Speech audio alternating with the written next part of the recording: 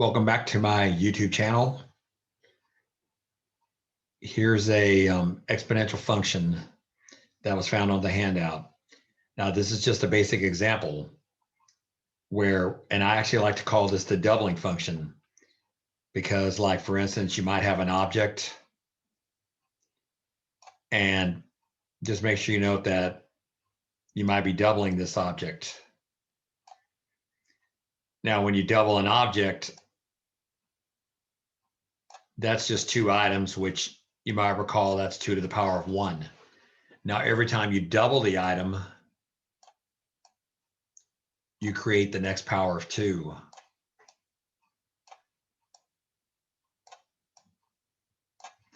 And then if you double that again, make sure you understand the significance of that superscript.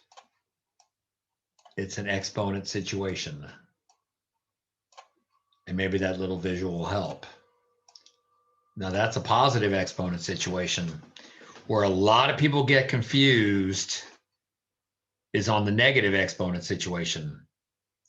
In a negative exponent situation, oh, by the way, whenever you start with one item, that's also known as power of 0. The original value is a power of 0 situation. And then if you want to go the opposite of doubling, most people will regard that as cutting it in half. Now, when you cut it in half, since a positive exponent doubled, cutting in half would be represented by a negative exponent. See, when you do negative exponents, that is dividing or taking something and multiplying by half. And then you could also, maybe this isn't the best way to do it, but you could also do fourths, and just make sure you realize a fourth is 2 squared, but it's 1 over 2 squared. See, that's another thing you need to look at too. It's the fact that you could write a negative exponent as a fraction. You can also go into eighths. Now, if you really think about it, you can continue to cut this pi as low as you can, but there's always going to be some of that pi left. So that's why we often regard the end behavior of an exponential situation as a horizontal asymptote. And in the case of a 2 to the x, the horizontal asymptote is 0. It doesn't mean that continuing to cut will get you 0, but it's going to be a point where cutting it's going to be pretty pointless. Like if I cut this 1/8 and a 16th, I'm starting to run out of ability to draw this. So you see where we're going on that. I can only do the visual of this so many times, but you can still make smaller values of powers of 2. So make sure you understand that's the whole situation involving positive exponent and negative exponents. Now, if you want to graph this, make sure you also understand that an exponential graph is going to take on this appearance where if you pick positive values of x, it's going to double. If you pick negative values for x, it's going to double in reverse. And once again, you see, I'm having a hard time visualizing that. I can't make my hand draw the graph closer to 0. So I'm just going to go ahead and reflect this as an asymptotic situation where y equals 0. But the graph doesn't really reach 0. So that's the situation involving 2 to the x.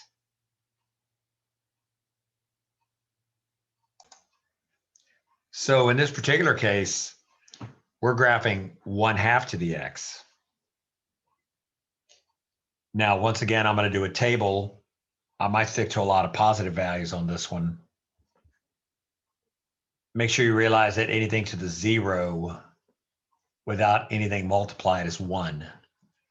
And anything to the 1 is anything, it's itself. Now, if I wanted to do 1/2 squared, that's actually 1/2 times 1/2. make sure you understand the whole multiplication of fractions. Also, you might want to understand that if I had an item,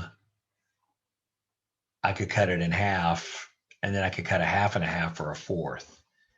And if I wanted to go to say 1/2 to the third, so 1/2 squared is 1/4.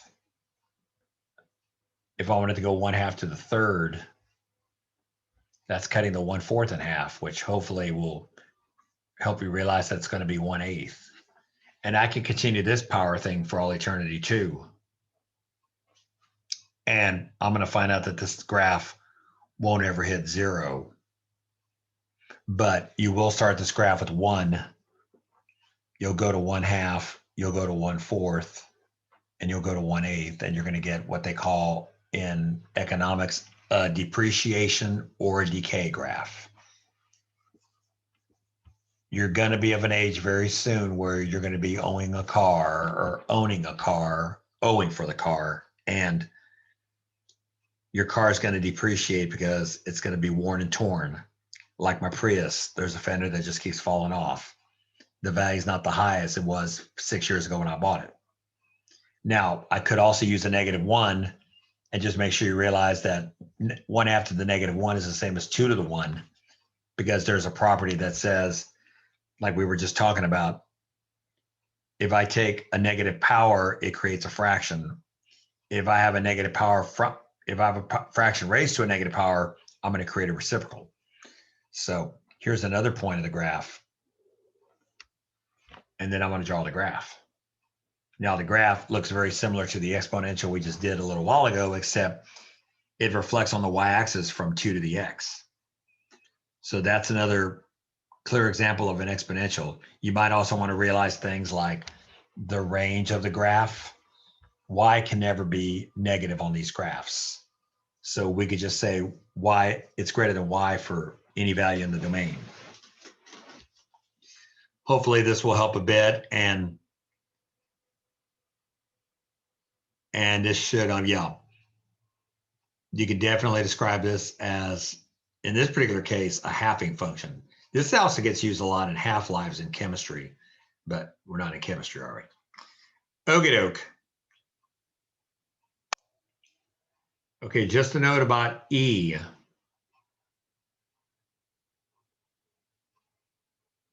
On most calculators, E is going to be arrived at by using second and then ln. And you're going to find out ln is actually what's regarded as a natural log. Now, you can keep the graph pretty simple. You could just use the value that we've approximated for you, or you could do second ln. And once you do that, you're going to find out e to the 0 remains 1. E to the 1 remains the number e, which you're going to realize is that approximate value. So you can graph 0, 1, and then you could graph 1 and 2.718. Now I'm deciding to use 0 and then 1 because this graph's going to grow in a hurry. Now, the reason for E is the fact that E is a representation of this number, where it's 1 plus 1 over n raised to the n as n gets infinitely large.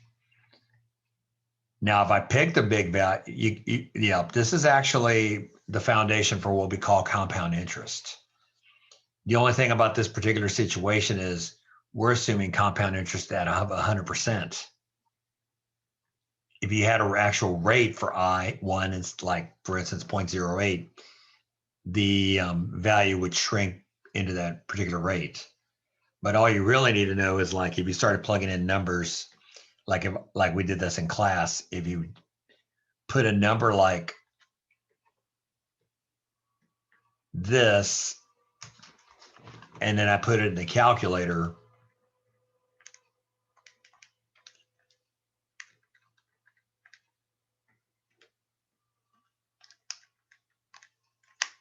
I find out that the calculator is going to give me 2.718, which is For all practical purposes, the value of E. Now, the reason also for E is this is also the basis for what we call the natural exponential function.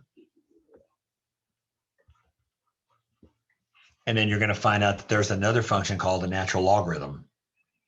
Now, to continue the graph, you're just going to realize the graph's going to be like any other exponential. Your calculator is going to give you 7.4 or 38 for E squared. And then it's going to give you 20 or so for E to the third. And then you're going to find out very quickly the graph's going to go way above you. Yeah, 3 won't even fit on this.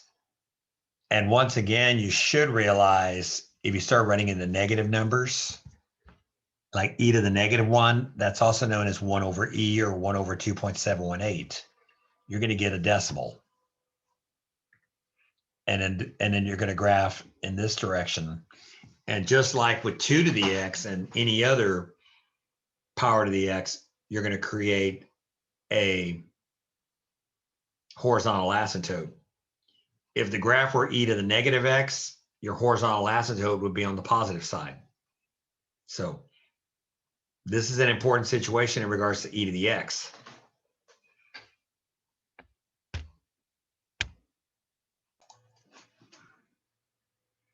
So in this situation, this actually was discussed in class as the price of a very commonly used prescription drug known as the EpiPen, which is used to treat potentially fatal allergy attacks. It is an expensive medicine. I could get into the politics, but I just want to get into the math. Now, on this particular function, I might point at my calculator to help you get some answers. So what I'm going to do is I'm going to turn on my camera.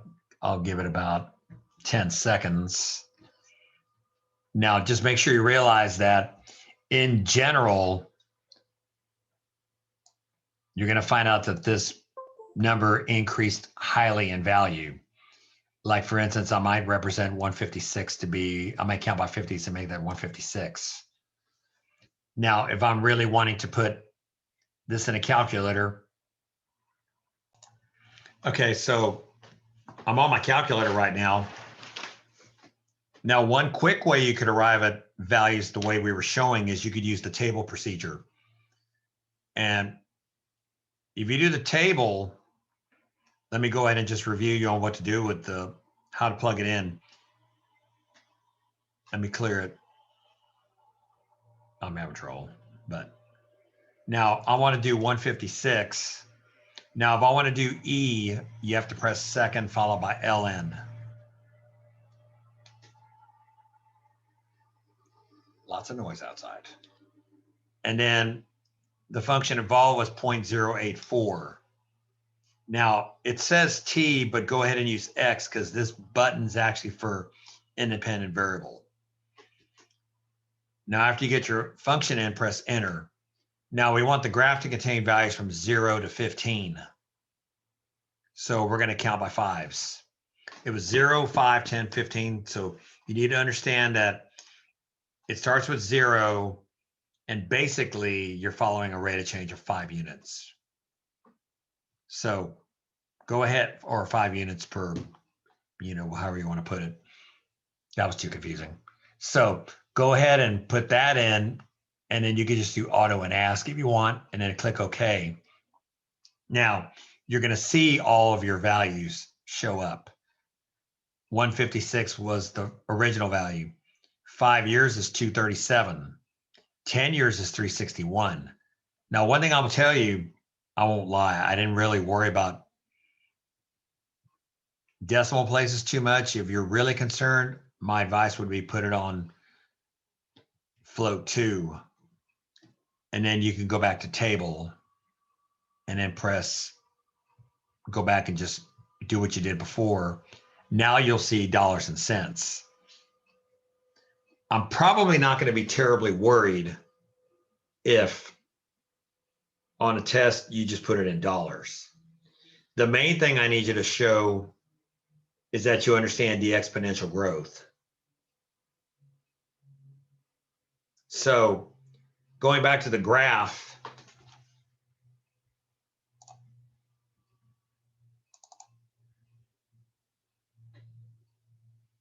hopefully you're seeing the graph, but I don't know, it's been an interesting week. I just know that the graph starts at 150 at 5 at the value t equals 5, it's up to about 237. So I'm going to go above 200 for that. Now, when you get to 10, it was growing faster. So I'm going to go about 361. See, what I'm really doing is I'm doing 100, 200, 300, 400. Actually, let me make this a little more accurate. 100 is the first, 156 is the first one, 231 is the second, and 361 is the third one. So yes, it is going to be a graph that's going to increase faster. When 15 comes around, it's starting to grow quite fast.